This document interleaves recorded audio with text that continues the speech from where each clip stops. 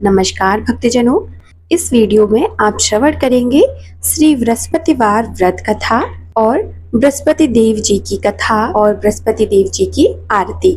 तो चलिए वीडियो शुरू करते हैं। श्री बृहस्पतिवार व्रत की कथा। भारतवर्ष में एक राजा राज्य करता था। वह बड़ा प्रतापी और दानी था। वह नित्य गरीबों और ब्राह्मणों की सहायता करता था। यह बात उसकी रानी को अच्छी नहीं लगती थी। वह न ही गरीबों को दान देती थी, न ही भगवान का पूजन करती थी और राजा को भी दान देने से मना किया करती थी। एक दिन राजा शिकार खेलने वन को गए हुए थे, तो रानी महल में अकेली थी। उसी समय बृहस्पति देव साधु के वेश में राजा के महल में भिक्षा लेने के लिए गए और भिक्षा मांगी। रानी ने भिक्षा देने से इनकार किया और कहा, हे साधु महाराज, मैं तो दान पुण्य से तंग आ गई हूँ। मेरा पति सारा धन लुटाता रहता है। मेरी इच्छा है कि हमारा धन नष्ट हो जाए, फिर न रहेगा बांस और न बजेगी बांसुरी। साधु ने कहा, देवी तुम तो बड़ी अजीब हो। धन संतान तो सभी चाहते हैं, पुत्र और लक्ष्मी तो पापी के घर भी होने चाहिए। यदि तुम्हारे पास अधिक धन है तो भूखों को भोजन दो, प्यासों के लिए प्याऊ बनवाओ, मुसाफिरों के लिए धर्मशालाएं खुलवाओ। जो निर्धन अपनी कुंवारी कन्याओं का विवाह नहीं कर सकते, उनका विवाह करा दो। ऐसे और कई काम हैं जिनके करने से तुम्हारा यश लोक परलोक में फैलेगा। परंतु रानी पर उपदेश का कोई प्रभाव न पड़ा। वह बोली, महाराज आप मुझे कुछ न समझाएं। मैं ऐसा धन नहीं चाहती जो हर जगह बांटती फिरूं। साधु ने उत्तर दिया, यदि तुम्हारी ऐसी इच्छा है तो तथास्तु। तुम ऐसा करना कि बृहस्पतिवार को घर लीपकर पीली मिट्टी से अपना सिर धोकर स्नान करना, भट्टी चढ़ाकर कपड़े धोना। ऐसा करने से आपका सारा धन नष्ट हो जाएगा। इतना कहकर वह साधु महाराज वहां से आलोप हो गए। जैसे वह साधु कहकर गया था, रानी ने वैसा ही किया। 6 बृहस्पतिवार ही बीते थे कि उसका समस्त धन नष्ट हो गया और भोजन के लिए दोनों तरसने लगे, सांसारिक भोगों से दुखी रहने लगे। तब वह राजा रानी से कहने लगा कि तुम यहाँ पर रहो, मैं दूसरे देश में जाता हूँ, क्योंकि यहाँ पर मुझे सभी मनुष्य जानते हैं, इसीलिए कोई कार्य भी नहीं कर सकता। देश चोरी परदेश भीख बराबर है। ऐसा कहकर राजा परदेश चला गया। वहां जंगल को जाकर लकड़ी काटता और उसे शहर में बेचता। इस तरह वह जीवन व्यतीत करने लगा। एक दिन दुखी होकर जंगल में एक पेड़ के नीचे निश्चित रूप से आसन जमाकर बैठ गया। वह अपनी दशा को याद करके व्याकुल होने लगा। बृहस्पतिवार का दिन था। एकाएक उसने देखा कि निर्जन वन में एक साधु प्रकट हुआ। वह साधु भेष में स्वयं बृहस्पति देवता थे। लकड़हारे के सामने आकर बोले, हे लकड़हारे, इस सुनसान जंगल में तू चिंता मग्न क्यों बैठा है? लकड़हारे ने दोनों हाथ जोड़कर प्रणाम किया और उत्तर दिया, महात्मा जी, आप सब कुछ जानते हैं, मैं क्या कहूँ। यह कहकर वह रोने लगा और साधु को आत्मकथा सुनाई। महात्मा जी ने कहा, तुम्हारी स्त्री ने बृहस्पति के दिन वीर भगवान का निरादर किया है, जिसके कारण रुष्ट होकर तुम्हारी यह दशा कर दी गई है। अब तुम चिंता को दूर करके मेरे कहने पर चलो तो तुम्हारे सब कष्ट दूर हो जाएंगे और भगवान पहले से भी अधिक संपत्ति देंगे। तुम बृहस्पति के दिन पाठ किया करो। 5 रुपए के चने मुनक्का मंगवाकर उसका प्रसाद बनाओ और शुद्ध जल के लोटे में शक्कर मिलाकर अमृत तैयार करो। कथा के पश्चात अपने सारे परिवार और सुनने वाले प्रेमियों में अमृत व प्रसाद बांटकर आप भी ग्रहण करो। ऐसा करने से भगवान तुम्हारी सब मनोकामनाएं पूरी करेंगे। साधु के ऐसे वचन सुनकर लकड़हारा बोला, हे प्रभु, मुझे लकड़ी बेचकर इतना पैसा नहीं मिलता जिससे भोजन करने के उपरांत कुछ बचा सकूं। मैंने रात्रि में अपनी स्त्री को व्याकुल देखा है। मेरे पास कुछ भी नहीं है जिससे उसकी खबर मंगा सकूं। साधु ने कहा, हे लकड़हारे, तुम किसी बात की चिंता मत करो। बृहस्पति के दिन तुम रोजाना की तरह लकड़ियां लेकर शहर को जाओ। तुमको रोज से दुगना धन प्राप्त होगा, जिससे तुम भली भांति भोजन कर लोगे तथा बृहस्पति देव की पूजा का सामान भी आ जाएगा।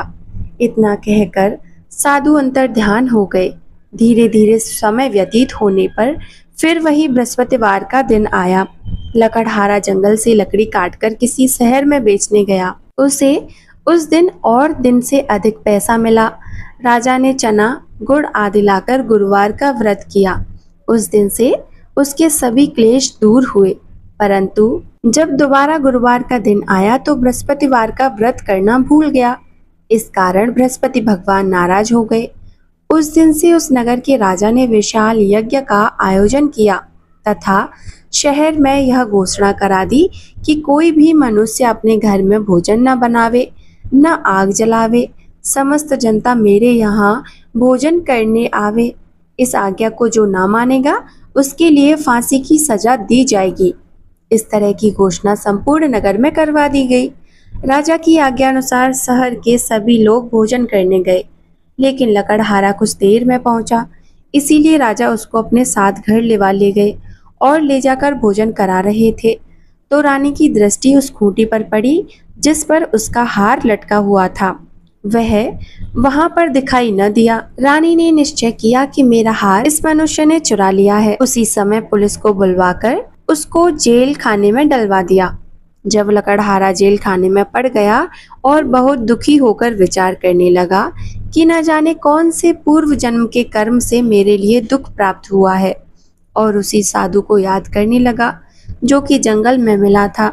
उसी समय तत्काल बृहस्पति देव साधु के रूप में प्रकट हो गए और उसकी दशा को देखकर कहने लगे, अरे मूर्ख, तूने बृहस्पति देव की कथा नहीं करी, इस कारण तुझे दुख प्राप्त हुआ है। अब चिंता मत कर, बृहस्पतिवार के दिन जेल खाने के दरवाजे पर 4 पैसे पड़े मिलेंगे। उनसे तू बृहस्पति देव की पूजा करना, तेरे सभी कष्ट दूर हो जाएंगे। बृहस्पति के रोज उसे 4 पैसे मिले। लकड़हारे ने कथा कही। उसी रात्रि को बृहस्पति देव ने उस नगर के राजा को स्वप्न में कहा, हे राजा, तुमने जिस आदमी को जेल खाने में बंद कर दिया है वह निर्दोष है, वह राजा है, उसे छोड़ देना। रानी का हार उसी खूंटी पर लटका है। अगर तू ऐसा नहीं करेगा तो मैं तेरे राज्य को नष्ट कर दूंगा।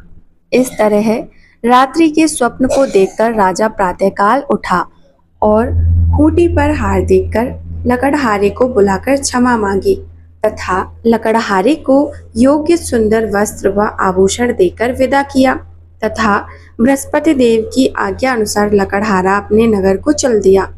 राजा जब अपने नगर के निकट पहुंचा तो उसे बड़ा आश्चर्य हुआ। नगर में पहले से अधिक बाग, तालाब और कुएं तथा बहुत सी धर्मशाला, मंदिर आदि बन गए हैं। राजा ने पूछा, यह किसका बाग और धर्मशाला है? तब नगर के सब लोग कहने लगे, यह सब रानी और बांदी के हैं। तो राजा को आश्चर्य हुआ और गुस्सा भी आया। जब रानी ने यह खबर सुनी कि राजा आ रहे हैं तो उसने बांदी से कहा कि हे दासी, देख राजा हमको कितनी बुरी हालत में छोड़ गए थे। हमारी ऐसी हालत देखकर वह लौट न जाएं, इसीलिए तू दरवाजे पर खड़ी हो जा। आज्ञा अनुसार दासी दरवाजे पर खड़ी हो गई। राजा आए तो उन्हें अपने साथ लेवा लाई। तब उन्होंने कहा, हमें यह सब धन बृहस्पति देव के इस व्रत के प्रभाव से प्राप्त हुआ है। राजा ने निश्चय किया कि 7 रोज बाद तो सभी बृहस्पति देव का पूजन करते हैं, परंतु रोजाना दिन में 3 बार कहानी कहा करूंगा, रोज व्रत किया करूंगा। अब हर समय राजा के दुपट्टे में चने की दाल बंधी रहती थी तथा दिन में 3 बार कहानी कहता। एक रोज राजा ने विचार किया कि चलो अपनी बहन के यहाँ हो आवे। इस तरह निश्चय कर राजा घोड़े पर सवार हो अपनी बहन के यहाँ को चलने लगा। मार्ग में उसने देखा कि कुछ आदमी एक मुर्दे को लिए जा रहे हैं। उन्हें रोककर राजा कहने लगा, अरे भाइयों, मेरी बृहस्पति देव की कहानी सुन लो। वे बोले, लो, हमारा तो आदमी मर गया है, इसको अपनी कथा की पड़ी है। परंतु कुछ आदमी बोले, अच्छा कहो, हम तुम्हारी कथा भी सुनेंगे। राजा ने दाल निकाली और जब कथा आदि हुई कि मुर्दा हिलने लगा, और जब कथा समाप्त हो गई तो राम राम करके मनुष्य उठकर खड़ा हो गया। आगे मार्ग में उसे एक किसान खेत में हल चलाता मिला। राजा ने उसे देखा और उससे बोला, अरे भैया, तुम मेरी बृहस्पति देव की कथा सुन लो। किसान बोला, जब तक मैं तेरी कथा सुनूंगा तब तक 4 हरया और जोत लूंगा। जा अपनी कथा किसी और को सुनाना। इस तरह राजा आगे चलने लगा।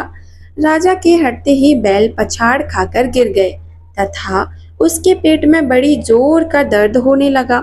उस समय उसकी माँ रोटी लेकर आई। उसने जब यह देखा तो अपने पुत्र से सब हाल पूछा और बेटे ने सभी हाल कह दिया। तो बुढ़िया दौड़ी दौड़ी उस घुड़सवार के पास गई और उससे बोली कि मैं तेरी कथा सुनूंगी, तू अपनी कथा मेरे खेत पर चलकर ही कहना। राजा ने बुढ़िया के खेत पर जाकर कथा कही, जिसके सुनते ही वह बैल उठ खड़े हुए तथा किसान के पेट का दर्द बंद हो गया। राजा अपनी बहन के घर पहुंचा।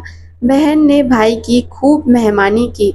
दूसरे रोज प्रातःकाल राजा जगा तो वह देखने लगा कि सब लोग भोजन कर रहे हैं। राजा ने अपनी बहन से कहा कि ऐसा कोई मनुष्य है जिसने भोजन नहीं किया हो, मेरी बृहस्पति देव की कथा सुन ले। बहन बोली, हे भैया, यह देश ऐसा ही है। पहले यहाँ लोग भोजन करते हैं, बाद में अन्य काम करते हैं। कोई अगर पड़ोस में हो तो देख आऊं। वह ऐसा कहकर देखने चली गई, परंतु उसे कोई ऐसा व्यक्ति नहीं मिला जिसने भोजन न किया हो। अतः वह एक कुम्हार के घर गई जिसका लड़का बीमार था। उसे मालूम हुआ कि उनके यहाँ 3 रोज से किसी ने भोजन नहीं किया है। रानी ने अपने भाई की कथा सुनने के लिए कुम्हार से कहा। वह तैयार हो गया। राजा ने जाकर बृहस्पतिवार की कथा कही, जिसको सुनकर उसका लड़का ठीक हो गया। अब तो राजा की प्रशंसा होने लगी। एक रोज राजा ने बहन से कहा कि हे बहन, हम अपने घर को जाएंगे, तुम भी तैयार हो जाओ। राजा की बहन ने अपनी सास से कहा। सास ने कहा, हाँ चली जा, परंतु अपने लड़के को मत ले जाना, क्योंकि तेरे भाई की कोई औलाद नहीं है। बहन ने अपने भाई से कहा, हे भैया, मैं तो चलूंगी, परंतु कोई बालक नहीं जाएगा। राजा बोला, जब कोई बालक नहीं जाएगा तब तुम क्या करोगी? बड़े दुखी मन से राजा अपने नगर को लौट आया। राजा ने अपनी रानी से कहा, हम निर्वंशी राजा हैं, हमारा मुंह देखने का धर्म नहीं है और कुछ भोजन आदि नहीं किया। रानी बोली, हे प्रभु, बृहस्पति देव ने हमें सब कुछ दिया है, हमें औलाद अवश्य देंगे। उसी रात को बृहस्पति देव ने राजा के स्वप्न में कहा, हे राजा, उठ, सभी सोच त्याग दे, तेरी रानी गर्भ से है। राजा को यह बात सुनकर बड़ी खुशी हुई। 9वें महीने में उसके गर्भ से एक सुंदर पुत्र पैदा हुआ। तब राजा बोला, हे रानी, स्त्री बिना भोजन के रह सकती है, बिना कहे नहीं रह सकती। जब मेरी बहन आवे तुम उससे कुछ मत कहना। रानी ने सुनकर हाँ कर दिया। जब राजा की बहन ने यह शुभ समाचार सुना तो वह बहुत खुश हुई तथा बधाई लेकर अपने भाई के यहाँ आई। तभी रानी ने कहा कि घोड़ा चढ़कर तो नहीं आई, गधा चढ़ी आई। राजा की बहन बोली, भाभी, मैं इस प्रकार न कहती तो तुम्हें औलाद कैसे मिलती?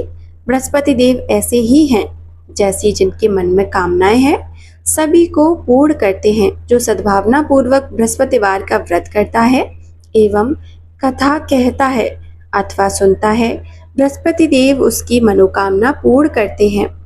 भगवान बृहस्पति देव उनकी सदैव रक्षा करते हैं।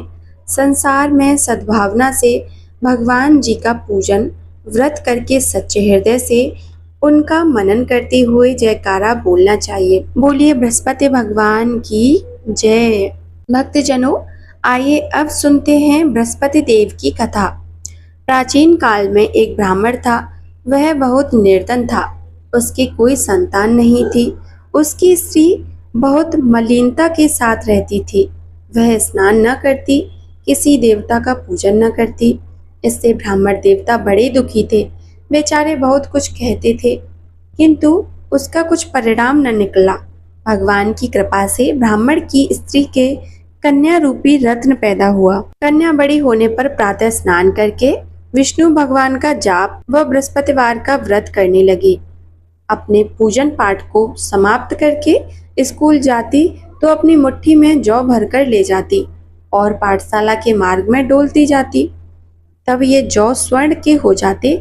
लौटते समय उनको बीन कर घर ले आती। एक दिन वह बालिका सूप में उस सोने के जौ को फटक कर साफ कर रही थी कि उसके पिता ने देख लिया और कहा, हे बेटी, सोने के जौ के लिए सोने का सूप होना चाहिए। दूसरे दिन बृहस्पतिवार का दिन था। इस कन्या ने व्रत किया और बृहस्पति देव से प्रार्थना करके कहने लगी, मैंने आपकी पूजा सच्चे मन से की है, तो मेरे लिए सोने का सूप दे दो। बृहस्पति देव ने उसकी प्रार्थना कर ली। रोजाना की तरह वह कन्या जौ फैलाती हुई जाने लगी।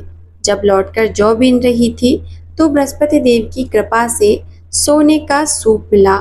उसे वह घर ले आई और उसमें जौ साफ करने लगी, परंतु उसकी माँ का वही ढंग रहा। एक दिन की बात है कि वह कन्या सोने के सूप में जौ साफ कर रही थी। उस समय उस शहर का राजपुत्र वहां होकर निकला।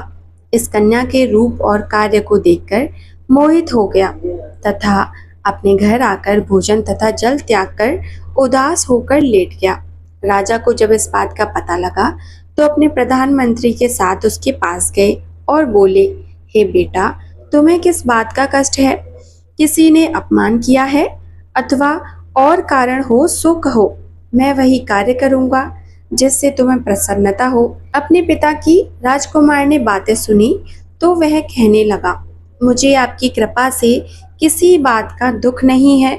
किसी ने मेरा अपमान नहीं किया, परंतु मैं उस लड़की से विवाह करना चाहता हूँ जो सोने के सूप में जौ साफ कर रही थी। यह सुनकर राजा आश्चर्य में पड़ा और बोला, हे बेटा, इस तरह की कन्या का पता तुम ही लगाओ, मैं उसके साथ तेरा विवाह अवश्य ही करवा दूंगा। राजकुमार ने उस लड़की के घर का पता बतलाया। तब मंत्री उस लड़की के घर गए और ब्राह्मण देवता को सभी हाल बतलाया। ब्राह्मण देवता राजकुमार के साथ अपनी कन्या का विवाह करने के लिए तैयार हो गए तथा विधि विधान के अनुसार ब्राह्मण की कन्या का विवाह राजकुमार के साथ हो गया। कन्या के घर से जाते ही पहले की भांति उस ब्राह्मण देवता के घर में गरीबी का निवास हो गया। अब भोजन के लिए भी अन्न बड़ी मुश्किल से मिलता था। एक दिन दुखी होकर ब्राह्मण देवता अपनी पुत्री के पास गए। बेटी ने पिता की दुखी अवस्था को देखा और अपनी माँ का हाल पूछा। तब ब्राह्मण ने सभी हाल कहा। कन्या ने बहुत सा धन देकर अपने पिता को विदा कर दिया। इस तरह ब्राह्मण का कुछ समय सुखपूर्वक व्यतीत हुआ। कुछ दिन बाद फिर वही हाल हो गया।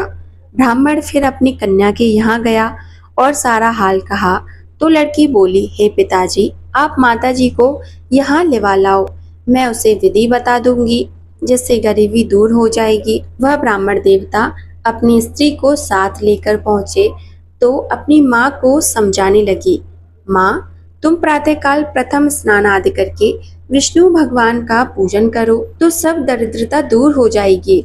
परंतु उसकी माँ ने एक भी बात नहीं मानी और प्रातः उठकर अपनी पुत्री के बच्चों की जूठन को खा लिया। इससे उसकी पुत्री को भी बहुत गुस्सा आया और एक रात को कोठरी से सभी सामान निकाल दिया और अपनी माँ को उसमें बंद कर दिया। प्रातःकाल उसे निकाला तथा स्नान आदि करा के पाठ करवाया तो उसकी माँ की बुद्धि ठीक हो गई और फिर प्रत्येक बृहस्पतिवार को व्रत रखने लगी। इस व्रत के प्रभाव से उसके माँ बाप बहुत ही धनवान और पुत्रवान हो गए और बृहस्पति जी के प्रभाव से इस लोक के सुख भोग कर स्वर्ग को प्राप्त हुए। सभी प्रेम से बोलो, बृहस्पति देव की जय, विष्णु भगवान की जय। ओम जय बृहस्पति देवा, जय बृहस्पति देवा, छिन छिन भोग लगाओ फल मेवा। ओम जय बृहस्पति देवा, तुम पूर्ण परमात्मा, तुम अंतर्यामी, जगत पिता जगदीश्वर, तुम सबके स्वामी। ओम जय बृहस्पति देवा, चरणामृत निज निर्मल, सब पातक हरता, सकल मनोरथ दायक, कृपा करो भरता। ओम जय बृहस्पति देवा, तन मन धन अर्पण कर जो शरण पड़े, प्रभु प्रकट जब होकर आकर द्वार खड़े। ओम जय बृहस्पति देवा, दीन दयाल दयानिधि भक्तन हितकारी। पाप दोष सब हरता भव बंधन हारी। ओम जय बृहस्पति देवा, सकल मनोरथ दायक सब संशय तारो। विषय विकार मिटाओ संतन सुखकारी। ओम जय बृहस्पति देवा, जो कोई आरती तेरी प्रेम सहित गावे। ज्येष्ठानंद बंद सो निश्चय पावे। ओम जय बृहस्पति देवा,